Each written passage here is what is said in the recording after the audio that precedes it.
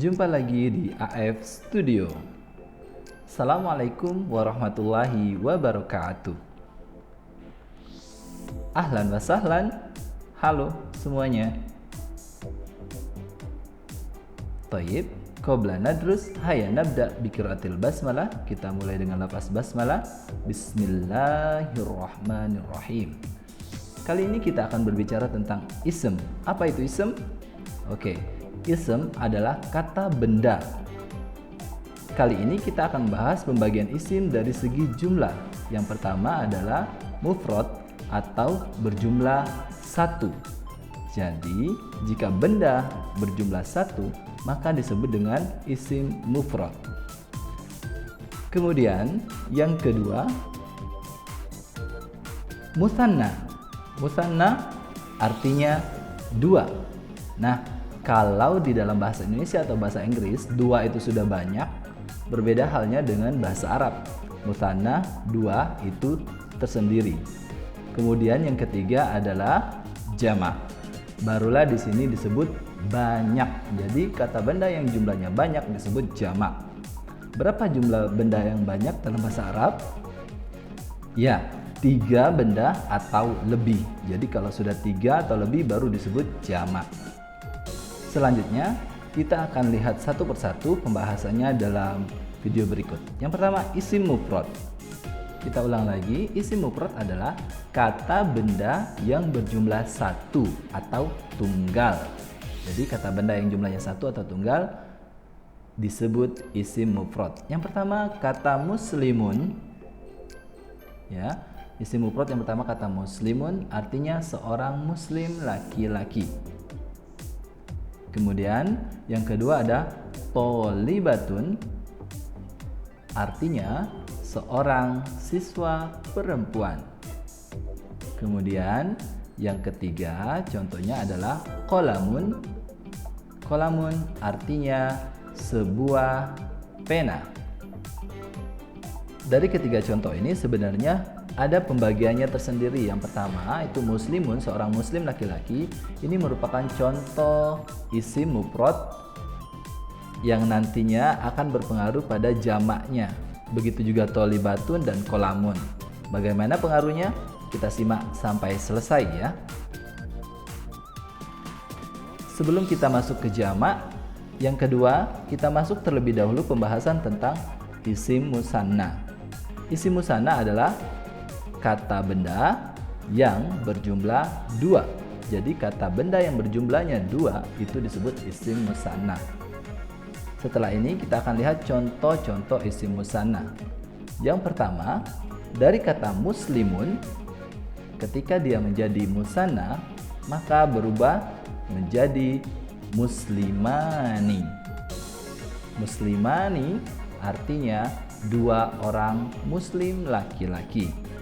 Kemudian dari kata tholibatun, yang artinya tadi seorang siswa perempuan, ketika menjadi musanna, dia menjadi atau berubah katanya menjadi tholibatani.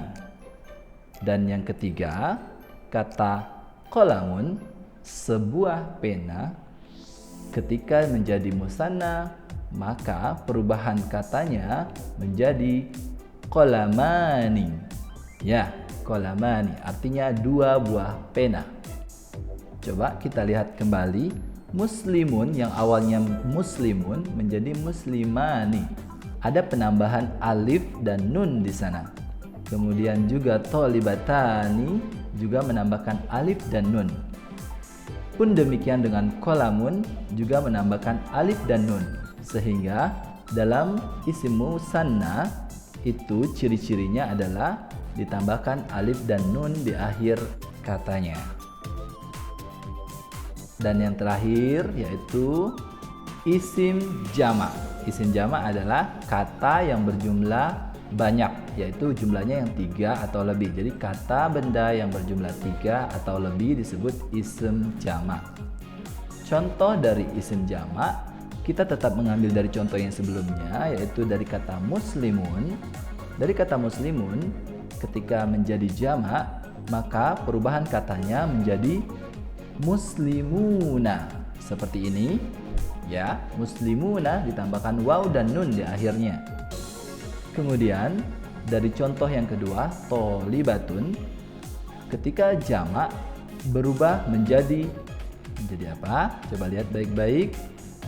Ya, tholibatun berubah menjadi tholibatun. Jadi dihilangkan, mohon maaf, bukan dihilangkan tetapi ditambahkan alif sebelum taknya, kemudian tak marbutonya menjadi tak biasa. Yang terakhir, qolamun. Ini sedikit berbeda dengan yang di atas, muslimun dan tholibatun menjadi aqlamin. Nah, disinilah letak perbedaannya, jamak yang paling atas, kemudian yang kedua dan yang ketiga. Jadi kalau yang paling atas, muslimun, itu disebut dengan jamak mudzakkar salim. Kenapa? Karena dia perubahannya sama dan terstruktur. Ketika jamak dia menambahkan waw dan nun. Jadi kalau kata benda yang perubahannya terstruktur, berubah menjadi waw dan nun ketika jamak, maka itu disebut jamak mudzakkar salim.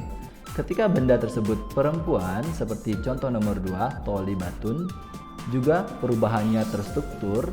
Ketika dia jamak ditambahkan alif, kemudian taknya berubah menjadi tak biasa, itu disebut dengan jamak muannas salim. Jadi yang atas jamak mudzakkar salim, yang kedua jamak muannas salim. Bagaimana yang ketiga? Yang ketiga disebut dengan jamak taksir. Jamak taksir seperti apa? Jamak taksir adalah kata benda yang berubah ketika menjadi jamak. Dia tidak memiliki aturan baku seperti jamak mudzakkar salim atau jamak muannas salim. Jadi untuk jamak ada 3 perbedaan ya. Jika mufrad dan muthananya itu sama perubahannya, maka ketika jamak setiap benda memiliki ciri khas masing-masing. Sebelum kita akhiri, kita review kembali bahwasanya ism itu dari segi jumlah dibagi menjadi 3, mufrad, mutsanna, dan jamak. Semoga bermanfaat. Nah, tatimmu bilhamdalah. Alhamdulillahirabbil alamin. Wassalamualaikum warahmatullahi wabarakatuh. Syukran.